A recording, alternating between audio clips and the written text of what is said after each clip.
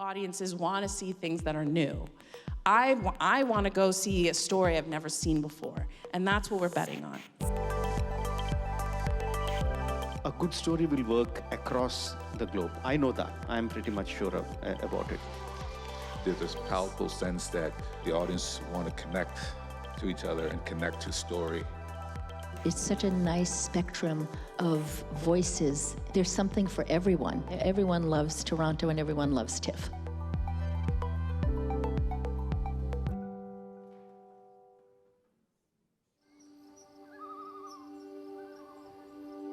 As you join us today, we encourage you to reflect on the land that you're on and its history. We're located on the treaty lands and territory of the Mississaugas of the Credit and the traditional territory of the Anishinaabe, the Wendat, and the Haudenosaunee. The territory is within the lands protected by the Dish with One Spoon Wampum Belt Covenant and is home to many First Nations, Inuit, and Métis people. We're grateful to work on this land.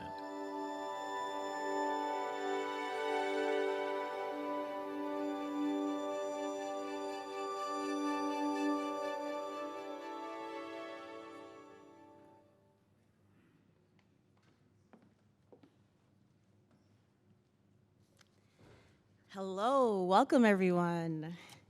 We're thrilled to have you here today for Industry Conference at the TIFF's 2023 International Film Festival. My name is Amara Wogu and I'm the TIFF Industry Conference Manager. As someone who has the privilege of working between Canada and Nigeria, it is my absolute pleasure to introduce our next session, Perspectives on African Cinema and Its Industries. All eyes are on Africa. Its rapidly changing film industries, bold new cinematic talent, and growing commercial audiences at home and abroad. In this session, industry leaders and filmmakers in the official selection open up about co-producing with North America, the future talent development on the continent, and refusing to underestimate the audience of African film. Our programming is made possible by the support of all sponsors and partners, and we'd like to thank the lead sponsor, Bell, our major sponsors, Bulgari, RBC, Visa, our major industry partners, Ontario Creates and Telefilm Canada, and our media partner, Screen International, for supporting the Perspectives program. Guiding us through this conversation is international programmer for Africa and Arab West Asia, Nataleah Hunter-Young. So without further ado, please join me in welcoming Nataleah, Apolline, Chioma, Mehret, and Tshepiso.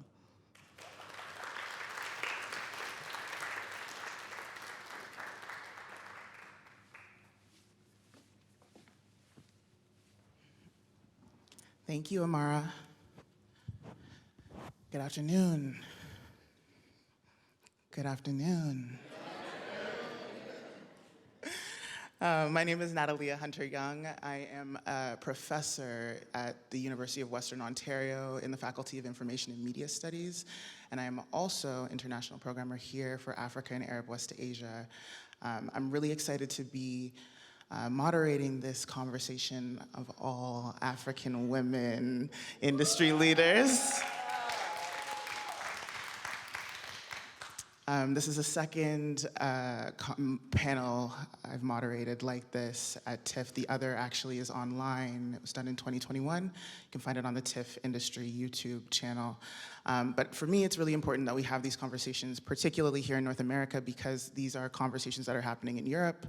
There's kind of practiced pathways to filmmaking and co-producing with Europe that are familiar when it comes to African filmmaking, but less so are those conversations being had here in North America. And so that is what we're going to do today. But first, let me introduce my guests for you. Starting here with Apolline Traoré. She was born in Ouagadougou, Burkina Faso. She directed the short Kunandi, which played at the festival, and the features Sous la clarté de la lune, Moi Zafira, Frontières, et D'errance. Sira is her most recent film, currently playing at the festival in the Centerpiece program. Already award-winning.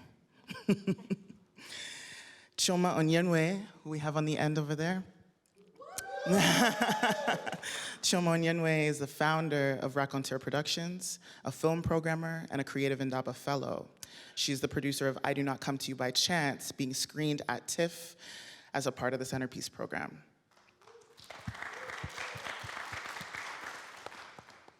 Mehret Mandefro is an Emmy-nominated producer, writer, and co-founder of Realness Institute, and a group leader for its program creative producer Indaba. She's currently COO of TBTM Studios.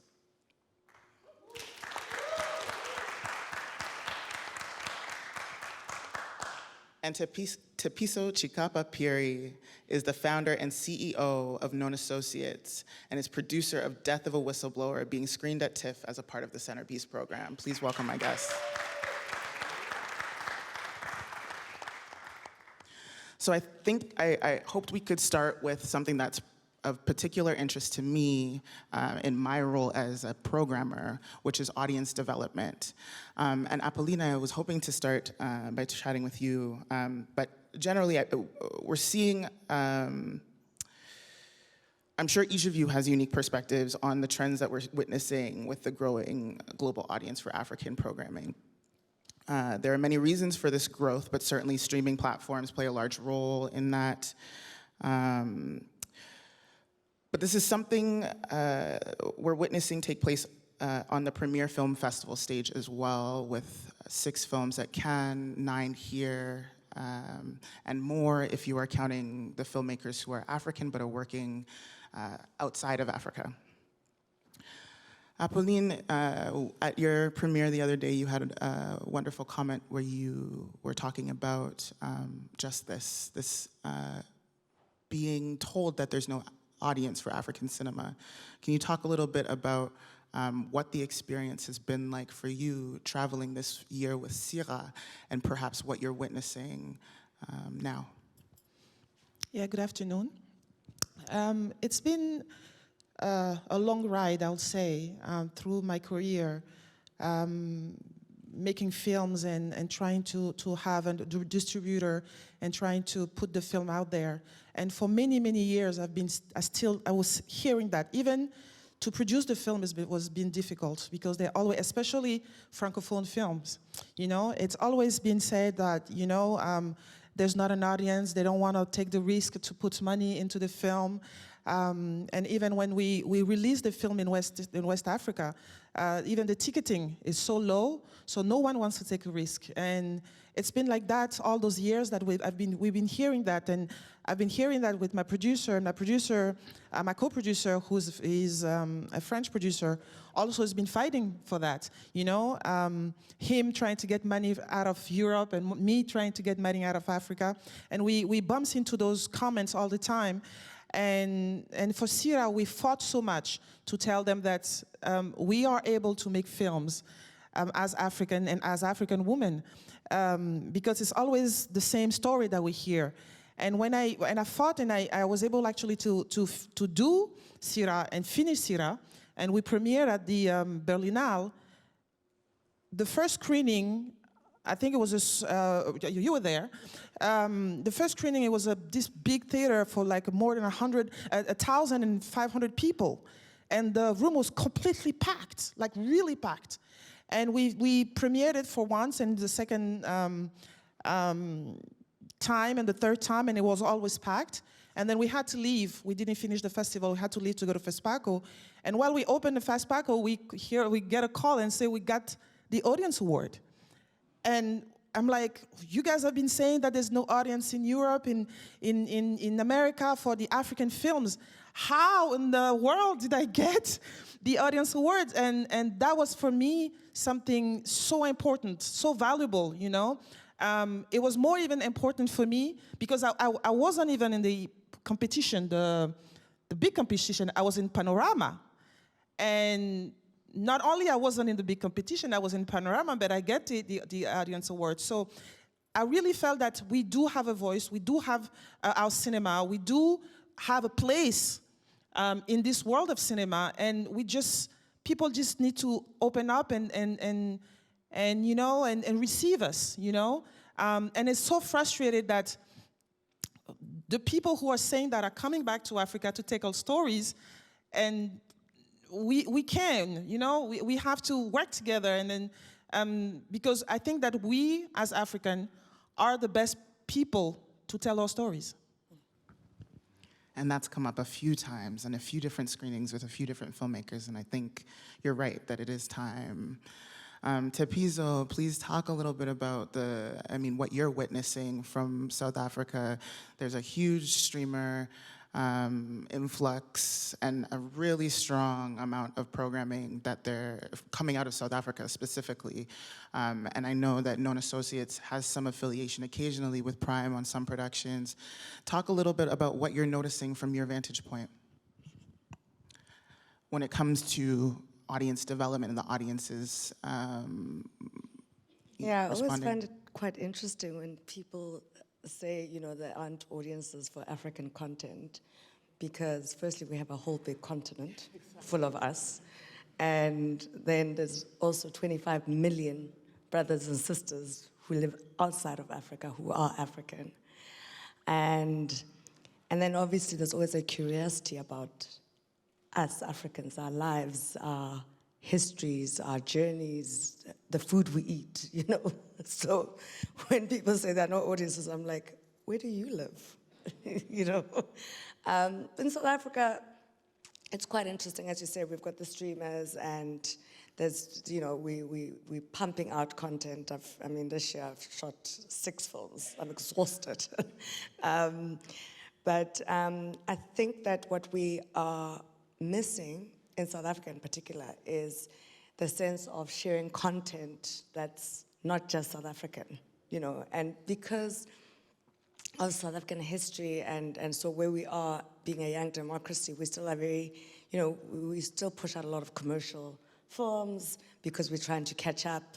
And yet we're sitting with so many great stories, intense South African stories about our past, about apartheid, about the poverty, and that we're not pushing out because, as you say, the streamers and the broadcasters want to control the story that we want to tell. So I've gone to a place where I'm like, well, actually, if you don't want it, I'm going to make it anyway, and it's going to be so good, and someone else is going to want it, you know, and that's where we're at. But we need to share more content. You know, I have a movie night with my kids every Saturday, and we have to choose a film, and our rule is you can't choose, sorry to the Americans, an American film. So we're constantly looking for African content, and my kids are starting to love it. They get it, you know, they're like, these are people, they look like us. These are stories I can resonate with. Mehret, this is a panel of all producers, and you're producing between the US, Ethiopia, South Africa, all over really. Can you talk a little bit about what you're noticing as well from that vantage point and the work that you do in terms of talent development? Yeah, I mean, I think it connects everything that's been said. 2014, my first film, won at Panorama as well. It was an Ethiopian film. No one thought that they would be interested. These things have been said about us for so long, right? And so when there are things like that, that tells you the problem is structural, right? And so to me, what's so exciting more recently is that I think because of Nollywood, because of different markets, I think there's a time where we don't have to rely on the outside world to turn that appeal into actual commercial opportunity. And that's what I'm seeing. That's what I've dedicated all my work towards. And I think it's a really exciting time because I think what's going to happen in the future of the industry is that we are the market now, right? We are becoming the distributors. And I think certainly there's a whole crop of producers like Chioma and a focus on training producers that can actually finance, make the stories so that we don't have to wait for people, so that when people try to come and steal our stories and push it through a different way, there are people now who can finance and make. And I think that's what's really exciting, right? It's about remaking the market, right? Instead of kind of doing what's always been done, I think that's the opportunity now. And I think there's a huge role for broadcasters. I was in that space in Ethiopia, you know. Ethiopia opened up that market to private broadcasting license, and it completely upended the market, you know. And I think those kinds of growths are really exciting, you know, because when we're also financing and also producing and distributing, that's the real revolution. And I think the next phase is doing that together. So I want to make a film where all our production companies are making a story together and selling it to the world. You know, to me, that's really when we win. Yeah, and we're going to talk about co-productions as well. I mean, Nigeria is such an interesting space for so many reasons. Nobody can deny there's an audience for our Nigerian content, right? And so it's like, you know, Nigerians have really kicked the door down to the industry to say, no, we're here and we're viable. Our production process is solid, you know, and we're here to branch out fully into all forms of cinema genre, like whatever, you know, it's don't pigeonhole us. Talk to us about what that being from, you know, sitting in that position, what are you seeing from where you're at now and how the industry's changing with regard to audiences? Well, I agree with everything that has been said already. But yes, I think we move with the confidence that we have our audience. But then there's actually still work to be done in growing new audiences, because what I guess when with Nollywood, the films used to go to the houses, you know, you had the DVDs and you had the rental houses, and it was affordable and accessible. And so to not alienate our audiences in the search for a global audience, you know, we still have to find a way to make our films available, you know.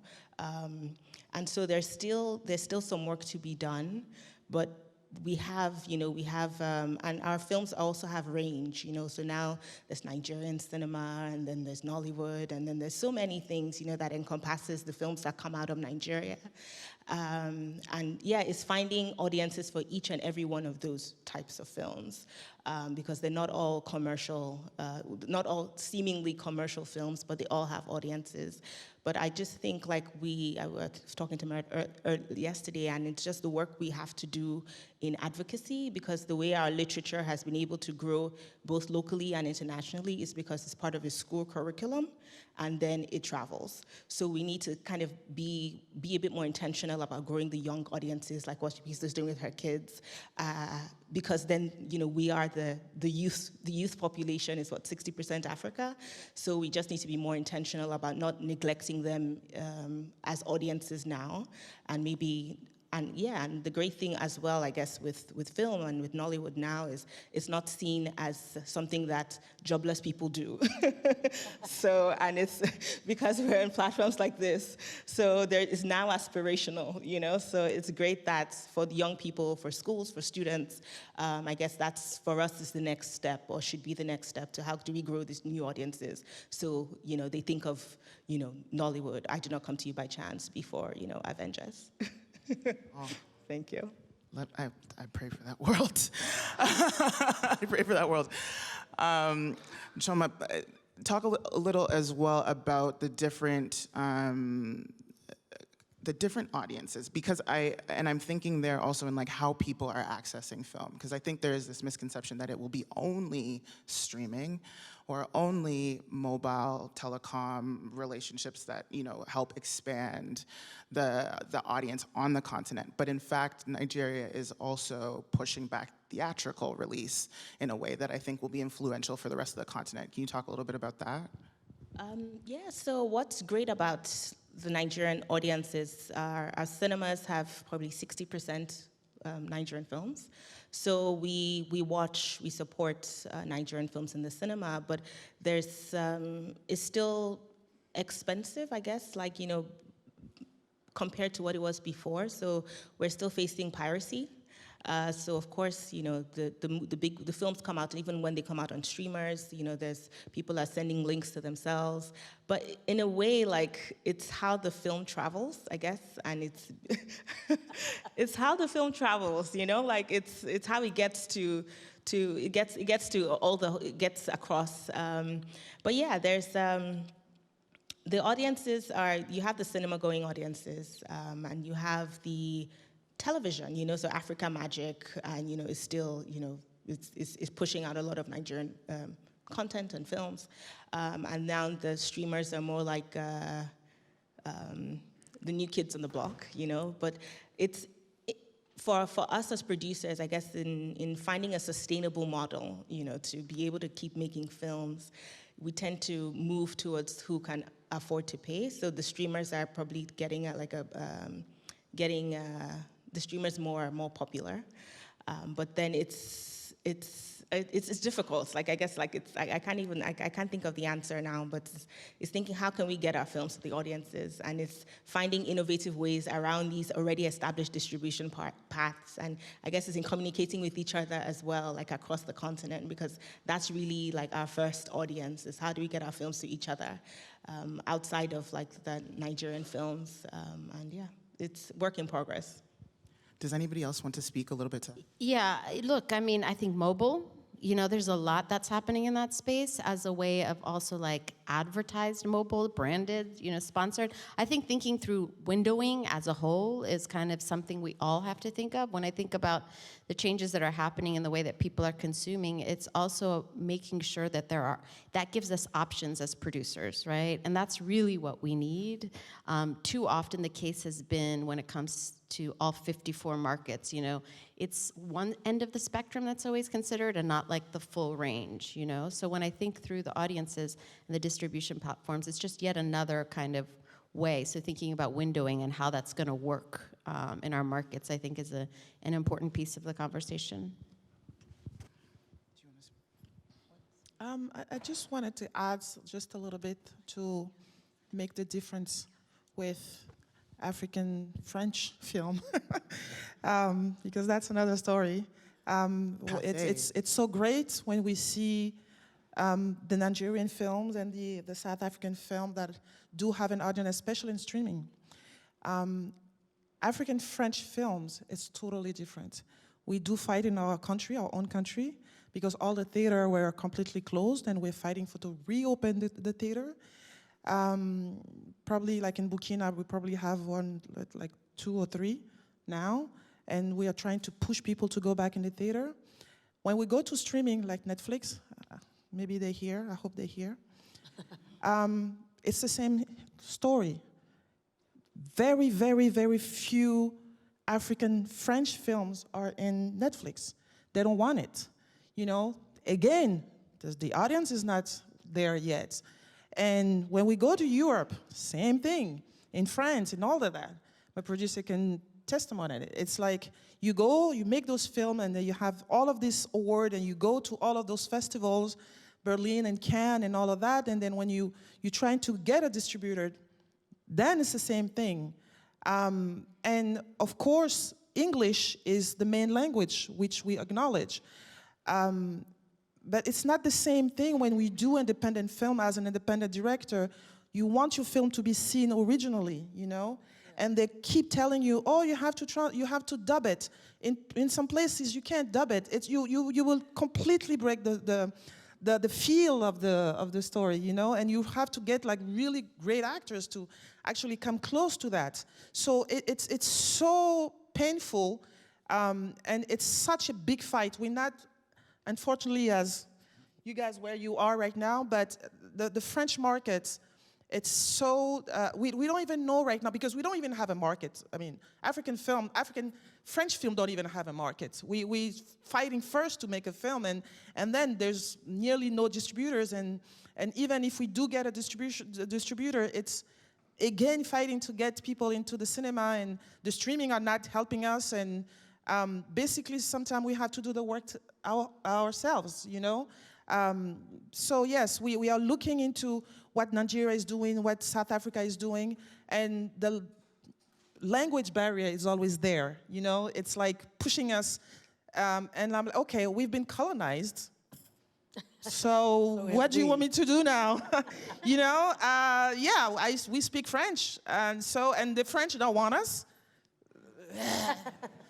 And you know, and it's just like you don't even know where to go anymore, and then you have to fight yourself. And what I did for Sira, to be quick, this year for this film, when we opened the film with all this little theater. You know, I decided I went to my president. You know, my president is an army guy now.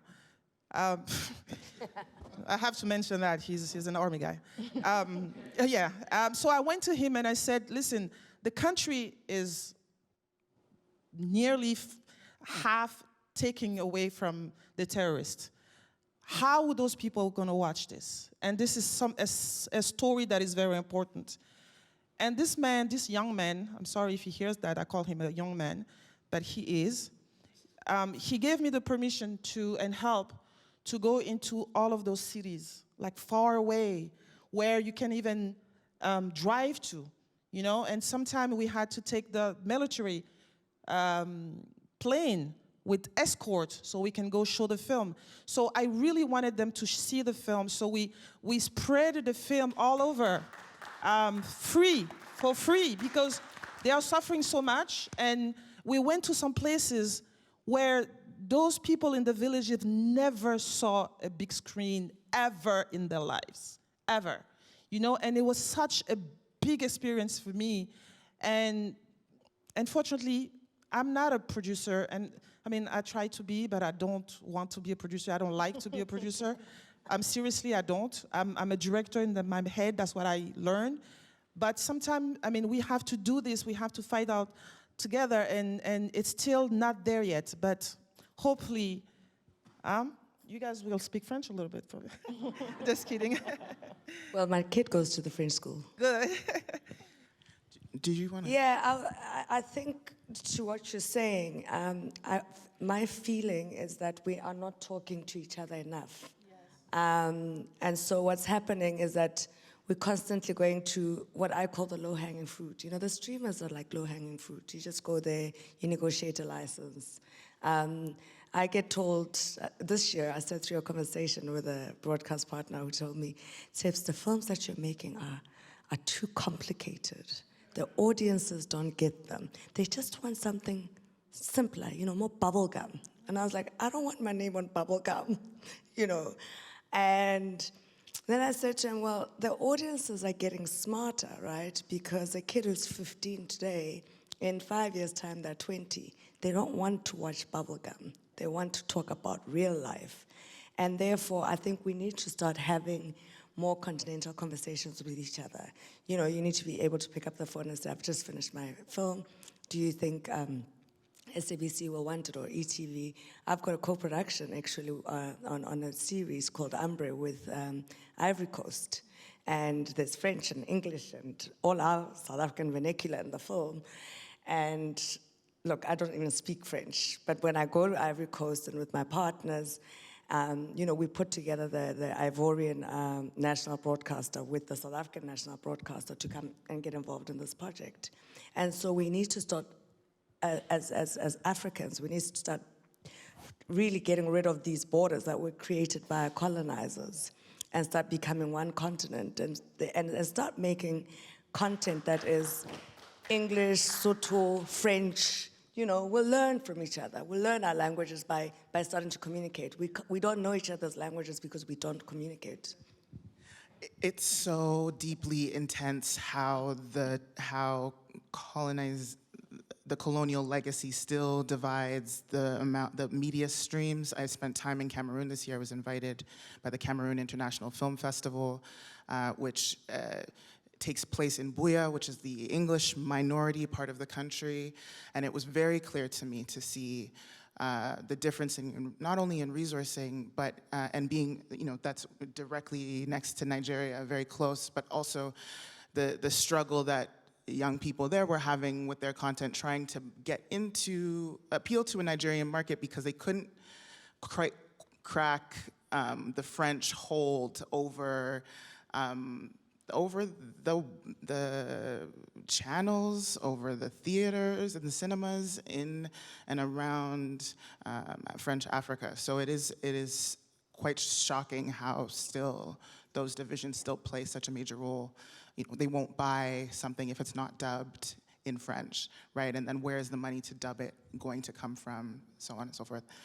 I think this is a good place to just move into co-producing. So there are a number of things I want to talk about, and I could just ask a direct question, but I feel like we're already in that space of talking about this. So I'll say, maybe Mehret, we'll go with you first. Can you talk a little bit about the differences and opportunity between co-producing from Africa with Europe versus North America? Sweetness in the Belly was a US-Ethiopian co-production that we played here in official selection. So you've walked that path. Tell us a little bit about. Yeah, it was a Canadian-Irish co-production. Excuse me? Look, I mean, these co-production is a very powerful mechanism, and in many ways, I would say, 80% of African films are made through this pathway. And as a US filmmaker who came back to Ethiopia, 8 years ago, started a business and around film and media, I was really shocked, actually, that no one really considered any other way of making it, because it's a real pain in the ass, huh? Like, it comes with a lot of trade-offs that you have to make.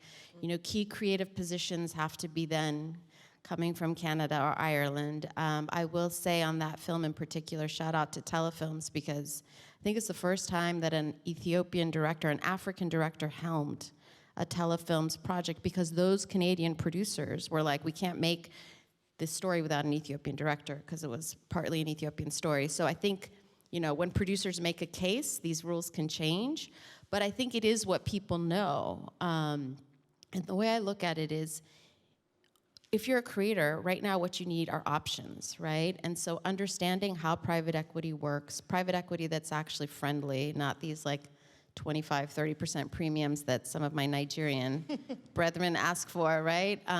But understanding that there are many different ways of making a film, not just the co-production way, I think is really an important message to hear, because the reality is those selection panels love to tell certain kinds of stories about us. That's the problem, right? There's this machine, and in order to get that funding, your story has to kind of tilt in a certain way, which goes back to why we keep reproducing the same outcomes, right? So there's a real difference. So I always tell my American colleagues, and certainly, Realness Institute, the nonprofit that I helped co-found with Elias and Kate, really thinks about, and Indaba, which Chioma did, is in the first cohort of Indaba, we talk about alternative business models and really bringing in private equity and looking at what that presents for people who want to make films and how to approach that. It's really, really important, once again, to give the creators on the continent options, and not just assume that co-production is the way to go. Apolline, I don't know if you've co-produced with North America, but you have studied in the US. You spent time there, came back and continued to make films in Burkina, and working with European co-producers. What do you envision as some of the challenges and opportunities that might present itself instead of doing European and coming to North America or working those? Yes, there's a specific reason why I left America. Of course, I studied there. I thought I was going to be the big director, Hollywood, big star. That's what I thought. And then I discovered in 2001 African cinema, which I didn't know, because I was so into Hollywood film. That's all I knew. They taught me, America taught me, and I'm proud of it. They taught me how to make film, like the core of it. And then my continent gave me my mind, And for years when I was working, I worked at MGM and I worked in some places, and I felt so frustrated all the time because I wanted to make my stories while I was in the States. I wanted to talk about my continent while I was in the States. And it was such a big disappointment because, and at that time, of course, I think that today it has changed a little bit, maybe a lot actually, but at that time, in early 2000s, no one will listen, no one will, I think anything that I was saying, they really didn't care.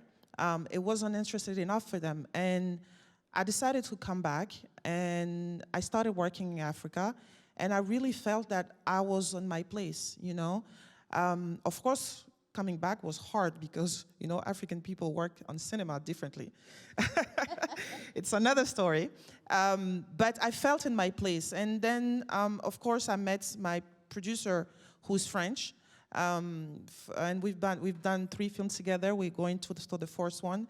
And of course, in West Africa, Francophone, I'm kind of known. I'm not bragging.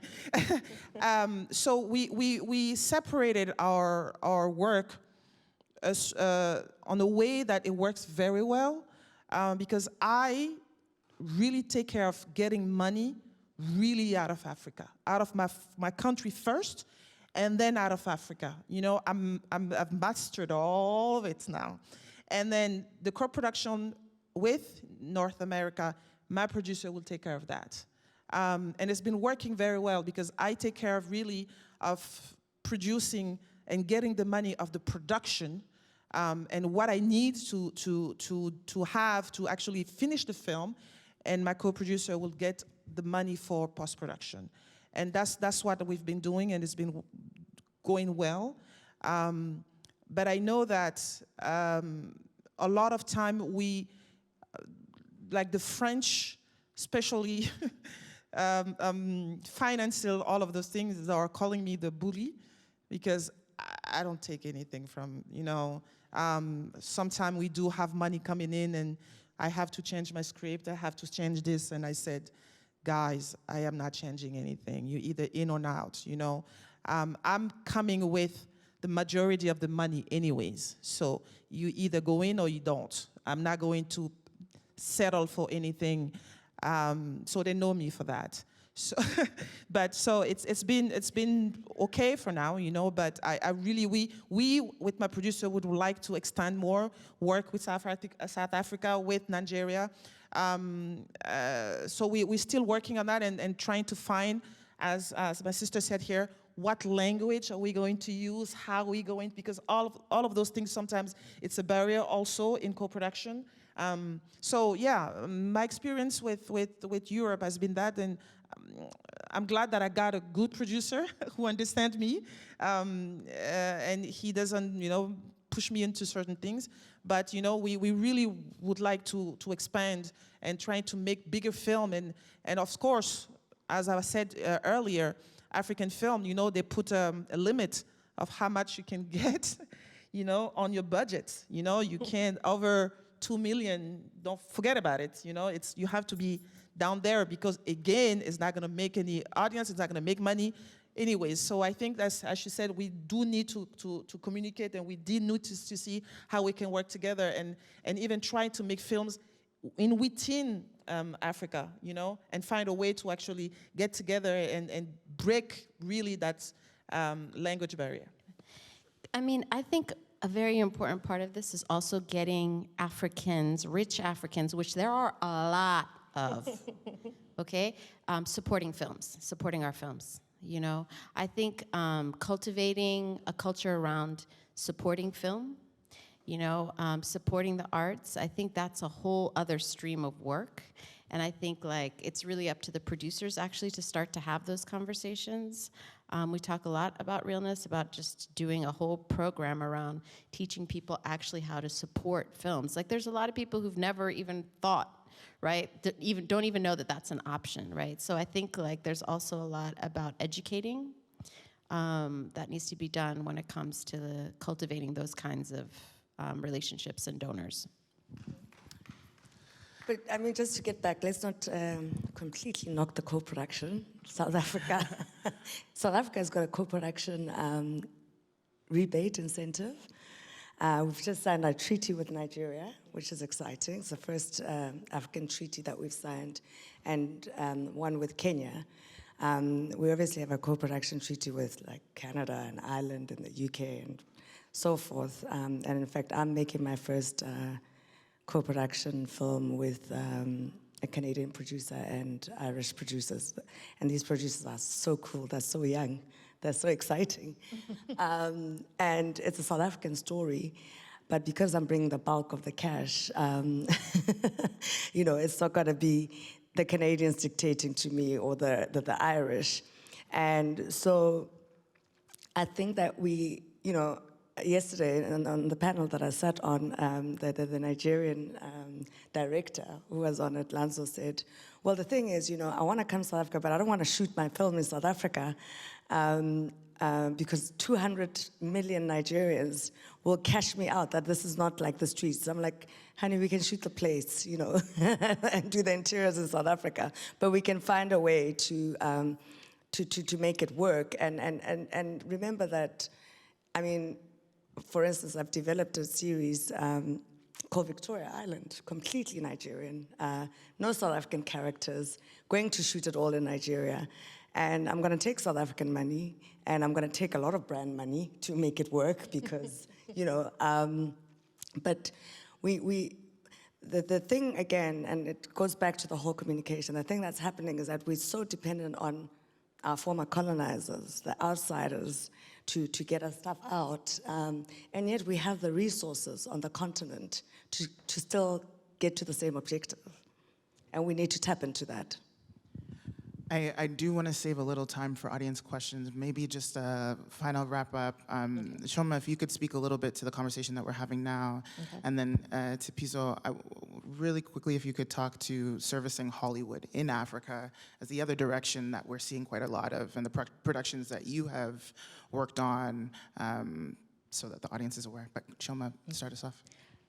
Yeah, I wanted to add actually for audience and for financing, one of the earliest or one of the biggest backers of Nollywood at its infancy were the churches. And the churches are, you know, it was insane. So in terms of storytelling, in terms of the drive, is also a source of talent development, because you find that there's a lot of media training that happens in churches. And so it's interesting that, you know, that we had like these structures that were in place to grow, you know, 20 years ago, and now we've kind of put all of them down to chase kind of new sources, but we do have them in place. I also wanted to add, just in terms of well, not necessarily co-producing, but just more around building capacity for sustainably doing business with America, that there are other opportunities that lie maybe below the line. So I haven't been, you know, there's making the film, but there's also servicing in a way that could be interesting. For instance, I sell art to films, to set decorators, and it's like African art. And it's on television in, you know, like Hollywood and Bel Air and things like that. And that is a stream of income that has supported like local artists, and that is a business, you know? So it's I guess that there's also, in thinking about like films and thinking about the industry, there's the project of the film, but there's so many different things below the line that there could be opportunity for business and collaboration across the continent. Thank you. It's a brilliant segue into my other question, too. Can you talk about servicing the productions that you have from Hollywood in South Africa? Yeah, I mean, so, I mean, I was the South African exec on The Woman King and on Beast, and Moonlighting does, which is my company, the servicing company, does a lot of the big Hollywood stuff. We just did Mission Impossible. And the frustration for me is because, you know, much as I'm a financing producer, I'm a creative producer. So when you service, you've got no input, no creative input. So you read the script and you go, ooh, that doesn't really work, that's not really very African, and then you just have to like shut up. But what I have learned is being able to advise my clients around crews. You know, we've got great crews in South Africa, and often when productions come in and shoot in South Africa, they want to bring all the HODs from Hollywood or from around the world and choose who they are. And I've started pushing back to say, but actually we do have great HODs. We have, you know, if you're gonna come shoot The Woman King, let a black woman do the hair and the makeup because the whole cast is black, you know.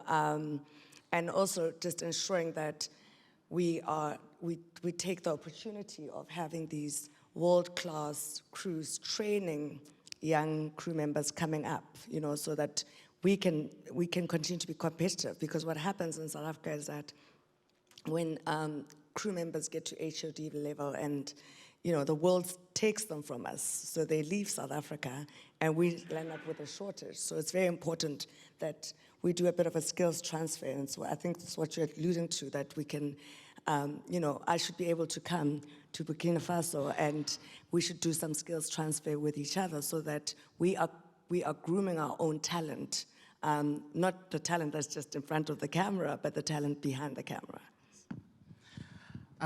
So we're gonna go to the audience for questions. There are mics in the audience. Someone has a mic. Please do stand up when you are asking your question. Go ahead. Hi, my name is Orlando Giraldo. I'm a filmmaker. I have two questions. Number one, I already hear you work in Woman King, but I'm curious about all of you. What do you think about the portrayal of African women or African people in Hollywood films? Because I sometimes I feel I'm Colombian, and sometimes I see Cubans talking like Colombian. I'm not speak like that, so I want to know how you feel about that. And the second question will be, what inspired you to be a filmmaker? Thank you.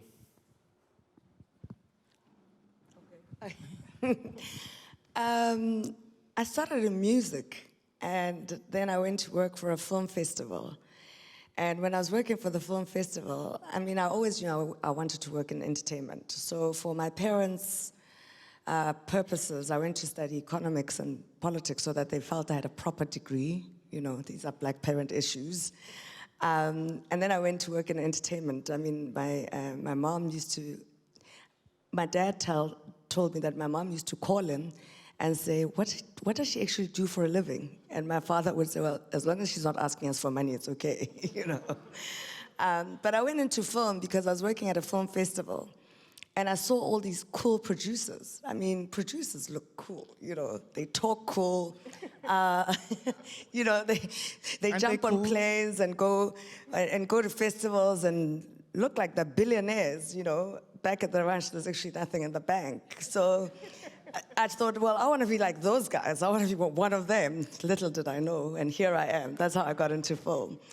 What was the first question? A representation of women. Well, yeah, African it's women quite in interesting. film. I got on the plane coming here, and I was, you know, trolling through all the films that they had on the flight, and I thought, where are films of people that look like me or sound like me? Because and I'll use the case maybe of The Woman King, that, you know, I was proud of the story. I thought it was an important story to be told, and I think it was told really well. And I know that, you know, Viola and Julius fought a lot to try and get to the most authentic story that they could get to. But like, sometimes I look at the stuff, Wakanda, and I'm like, we don't speak like that, you know, we don't behave like that. And it kind of feels like I want to call someone in Hollywood and be like, do you guys want a consultation with us? Like, you know, can we just talk a little bit about us? And that's why I think I'm also a filmmaker, because I want to tell stories about my people I recognize.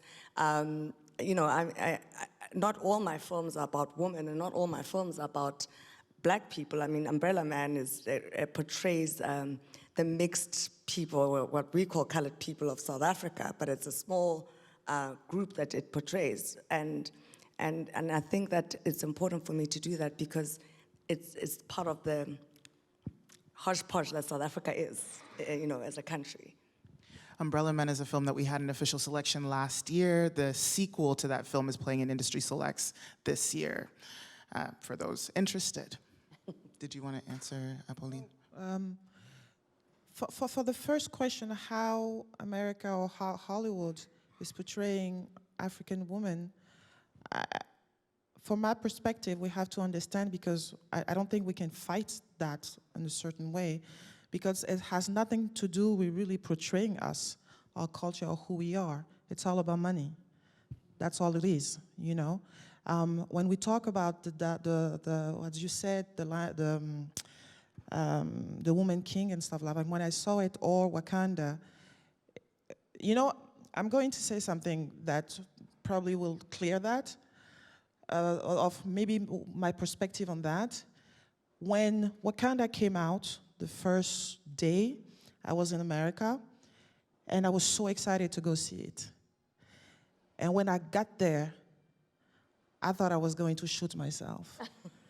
Because everybody, the entire audience, everyone that came to see the film wore African clothes. It was a prop, you know? It's like when Stargate comes out, you know, everybody wears the clothes, Star you know? Wars, yeah. And I was with my girlfriend, and she always wear African clothes, all the time. And they'll come to her, oh, this is so beautiful, this is so nice. Like she actually dressed up for it, you know? So it became, it's not authentic. It was just about a show. It's about that moment. If you want to portray us the way that you really want to portray us, it's about getting really in deep of who we are, you know? And that is frustrating to me, because sometimes it's like, it's just for money. And even when you would talk about the Woman King, it's the Dahomey, which is the French part of Africa. And in that era, I'm sorry, they do not speak English. They did not speak English in that area, and in that era, you know what I mean? So if you want to teach the world about our who we are, or if you want to take our stories and tell our story, there are certain things that when we African, French Francophone, when we saw it, it's like, okay, this is Benin.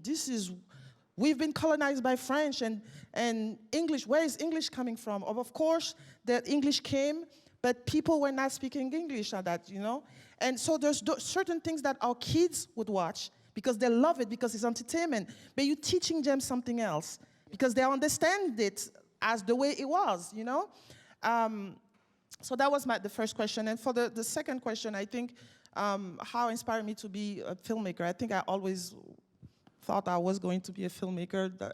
I don't remember who really taught me how to decide to, Claire. You know?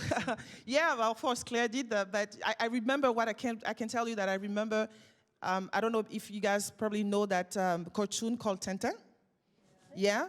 I think that inspired me. That's weird, huh? I think the first day I actually opened the book of Tintin and I started reading it, and I think it opened my mind in a certain way, and I thought I was in the story, and I was traveling with Tintin. And that's the way I started thinking that I was going to make film. And when I get to America, it was a very, very difficult time because my father was a diplomat. And he's like, what do you mean filmmaking? That's not a job, you know? And he refused to pay for my film school, completely. And I said, okay, if you don't pay for my film school, I'm not going to school. And I stayed there for 6 months, going around America, not doing anything. He doesn't want to pay. I say, I don't want to go. He doesn't want to pay. I don't want to go. And after 6 months, my mom was so out of it. And so she's like, you know what? Why don't you do something? And maybe he'll accept it. So I spoke to him, and he said, well, have another degree, like a real one. So if you get that degree, then after you can do film school. So I know that, of course, your film school is not, your career in film is not going to go anywhere, but at least you can come back to that degree. So I went to do hotel management. So I'm an hotel.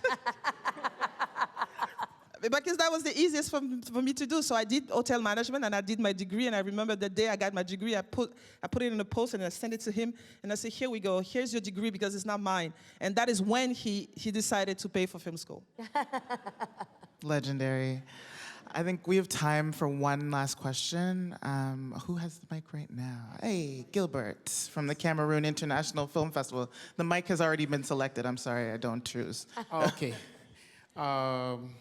Good evening, everybody. My name is Gilbert. I'm from Cameroon. Chioma, how are you? It's been a while. My beautiful sisters from Africa. First of all, I'm so proud of you all. Chinua Achebe said, until the lion learn how to ride, the hunter will tell his own story. So what is happening in Hollywood is because we were not empowered to an extent. And today, you women are coming up to speak out, and things are going to change for Africa. And I'm so proud of our president, Ibrahim Traoré, for assisting you. I happened to be in Burkina Faso when you were touring your film, and I'm so excited I can tell the story on my own end. Now, the issue with Africa is that we need to come together and we need to form a bloc. There should not be Nollywood, there should not be Ghana, there should not be South Africa. We need to form a bloc. If we form a bloc with the market and the potential we have in Africa, I think all the platforms and the cinemas that groups like Film One Entertainment are trying to push for Africa are going to make better strive. And people like Canal Olympia Cinema, the French group with Bolloré, we can comfortably try to kick them out because they are the ones who are messing up the market. And thank you. And when you see platforms like R+ come and impose on us to translate or dub films in French, when they originally know that our films are today done in our pidgin, in our vernacular, I don't know how I'm going to dub a film that was done in pidgin to French, and a film that was done in Yoruba to French, or a film that is done in Ejagan to French. So you see that the colonizers are still playing with our minds. But I'm happy that we had this panel today that we're talking.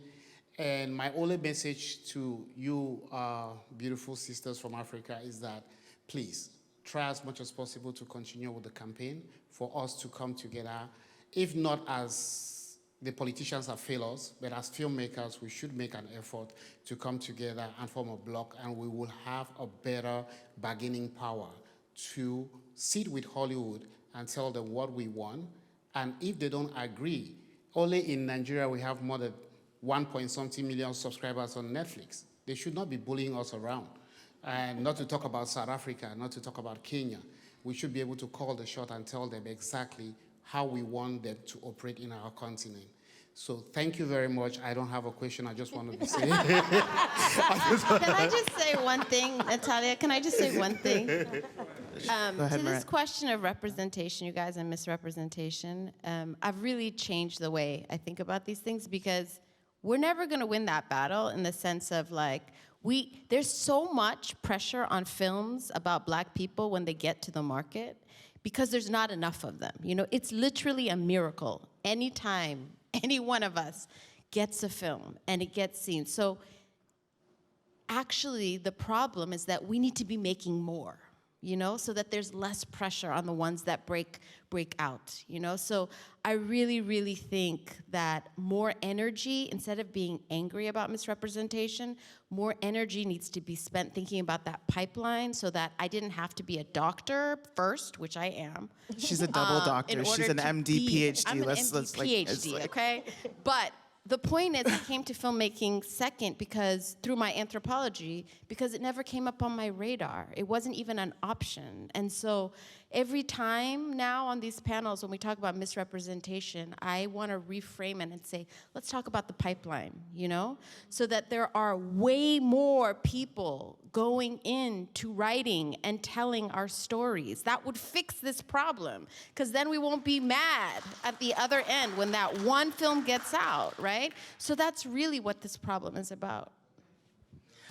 I am very sorry to say that that is all the time that we have for today, but I want you to know that this is exactly why this conversation had to happen, because we don't have it enough and it needs to continue. So please continue with those beside you, across from you, with these lovely folks as you see them around the festival. Thank you all for sharing your brilliance and your experience with us. This won't be the last time that we have you here. Thank you. Thank you. Enjoy the rest of the conference and the festival.